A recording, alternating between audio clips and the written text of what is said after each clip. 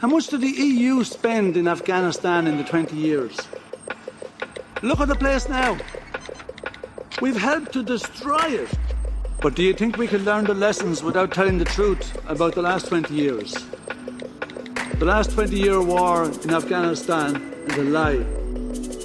The Americans lied to their people. The Americans spent over $2.2 trillion, and over $2 trillion of it went to private contractors. They used the war as a way of funneling US taxpayers' money to the private entities. What did the EU do with our money? Where did it go? How much did the EU spend in Afghanistan in the 20 years? Apart from enriching the families connected to the government, what else do we do with it? How much evidence have you got of the infrastructure you just kept talking about? Before the Taliban took over, the number of Afghans living in poverty in Afghanistan has doubled since 2001.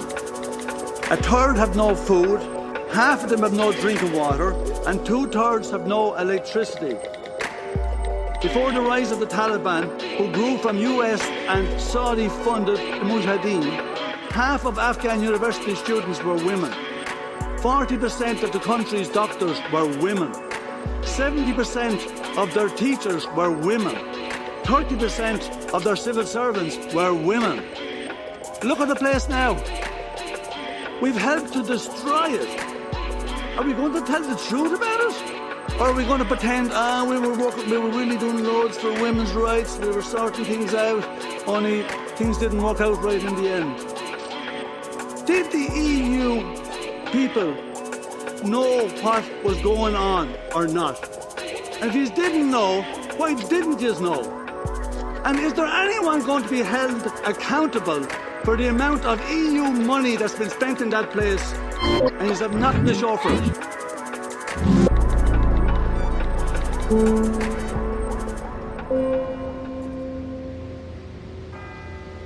Se encuentra a más de 15.000 kilómetros de distancia de su casa, Australia. Encerrado en un territorio, el de Ecuador, dentro de otro territorio, el Reino Unido. En un hogar que se ha convertido en su prisión. En este rincón de Londres, en la Embajada de Ecuador, se esconde el enemigo número 1 de Estados Unidos, Julian Assange.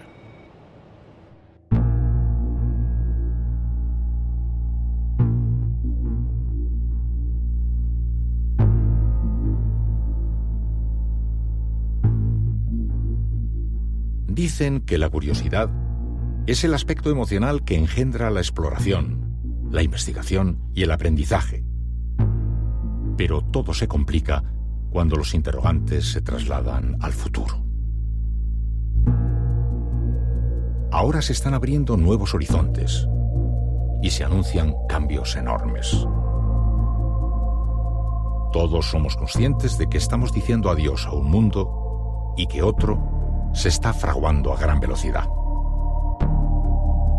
Si pudiéramos desplazar un enviado especial a ese futuro, ¿con qué nos encontraríamos? Por eso, con mi penúltima energía profesional, me propongo viajar a esa frontera, para conocer y escuchar a quienes están diseñando el nuevo tiempo. Voy a dejar al descubierto mi bendita curiosidad para intentar desentrañar esa gran incógnita. ¿Cómo será el mundo cuando ya no esté?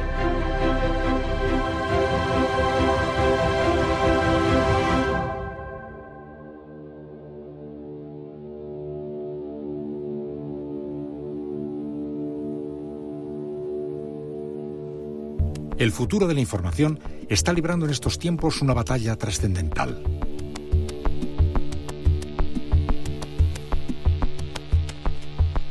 Internet se ha convertido en la sede del quinto poder,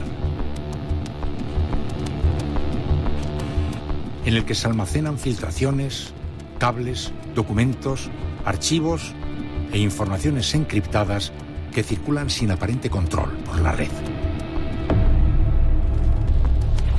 Julian Assange es actor muy principal en una partida decisiva de cuyos resultados dependen desde los secretos de los estados hasta la privacidad de las personas. Assange, entre la utopía de Internet como espacio de libertad y la distopía de Internet como espacio ocupado por el ojo vigilante del gran hermano. Por su parte, el equipo de abogados encabezado por Baltasar Garzón anunció que los servicios de seguridad de la embajada ecuatoriana donde vivió Julian Assange estaban espiando su y el excónsul de Ecuador en Londres, Fidel Narváez, quien estuvo con Assange durante su refugio en la embajada y que también habría sido objeto de espionaje, nos ha asegurado haber visto todo tipo de documentos falsificados por parte de UC Global, incluida la firma del embajador. Además, cree que la empresa podría haber sido sobornada por Estados Unidos. Yo dolorosamente he visto el día de hoy en el juzgado material terrible sobre las reuniones que se daban dentro de la embajada, grabaciones de conversaciones profesionales, privadas, de los diplomáticos, de mis colegas. He visto documentos forjados por parte de la empresa UC Global para justificar su espionaje. He visto la firma del mismo embajador falsificada. He visto evidencia de una invasión de privacidad horrorosa contra nosotros. Y el otro elemento que se da aquí es obviamente el de la difamación, el de la desinformación, que también estuvo a cargo de la empresa UC Global, tanto para justificar su empleo como para perjudicar la imagen, sobre todo del huésped y del país que lo estaba protegiendo. Entonces, de ahí se generaron una serie de reportes distorsionados, reconocidos por los propios denunciantes, que tergiversaban la información para perjudicar a Julian Assange. Sería difícil para mí determinar si la empresa ya entró de antemano con una agenda escondida,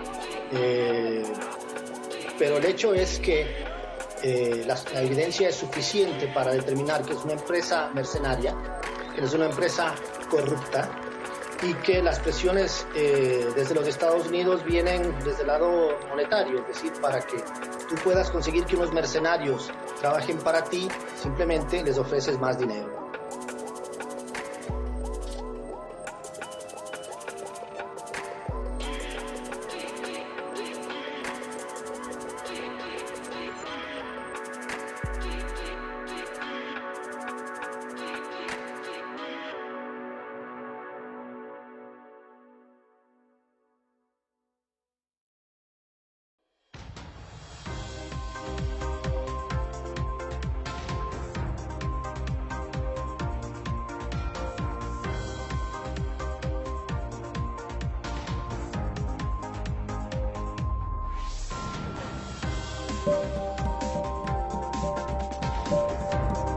Julian is being punished for performing a public service that we have all benefited from.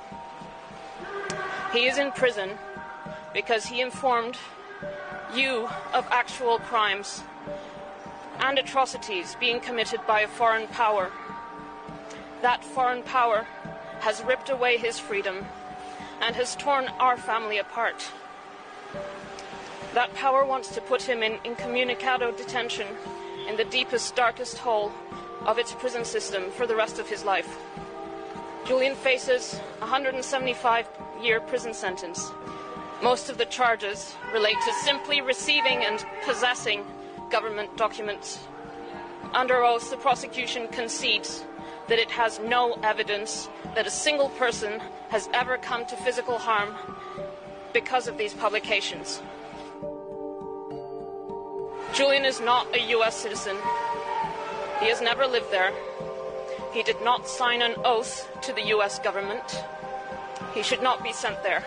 Julian's duty is to the public, to publish evidence of wrongdoing, and that's what he did. The U.S. administration's prosecution is trying to make normal journalistic activities, which are entirely legal in this jurisdiction, an extraditable offense. The US administration will not stop with him. The US says that it can put any journalists anywhere in the world on trial in the US if it doesn't like what they are publishing. Julian is a publisher. Julian is also a son. He's a friend. He's my fiancé and a father. Our children need their father. Julian needs his freedom. And our democracy needs a free press. Thank you.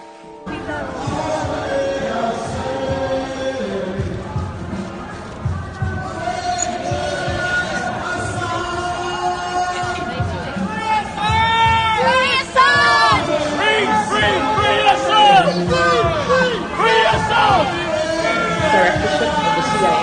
The CIA had prepared sketches, what they called sketches and options about how to murder Julian. And that they had already also developed plans to kidnap him from the embassy and rendition him, extrajudicially kidnap him and take him out of the jurisdiction to who knows where. I felt that maybe they might beat me up or try to kill me or something to get to Julian, because they were desperate to drive him out of the embassy and into Belmarsh prison.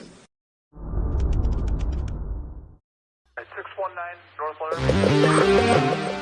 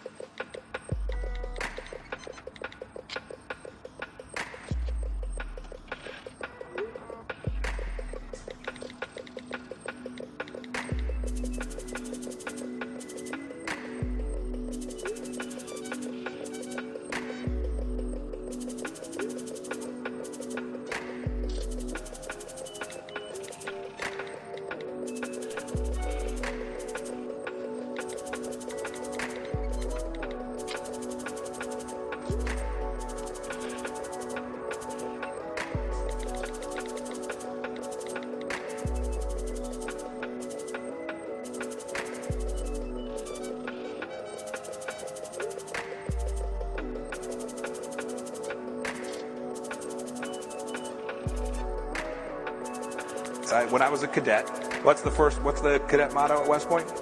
You will not lie, cheat, or steal, or tolerate those who do.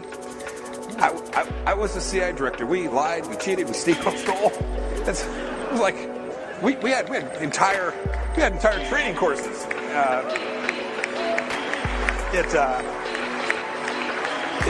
It reminds you of the glory of the American experiment.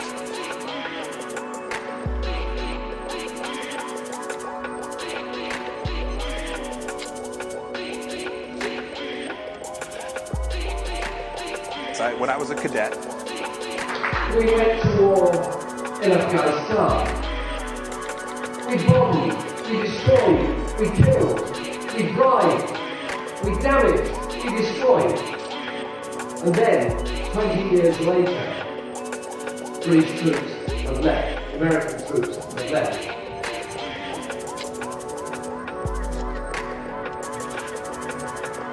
We went to war in Iraq, and we had that massive demonstration just before the war started. It was amazing. It was the first time in global history there was a global demonstration. I remember going to Washington for a demonstration must have been January 2003. And I met people that had literally driven for 24 hours to get to Washington to this demonstration. It's given me increased hope and confidence in the fundamental goodness of people who want to live in a peaceful world. We don't want to live in a world dominated by the threat of nuclear war or an economy and world politics that's dominated by the interests of the arms trade.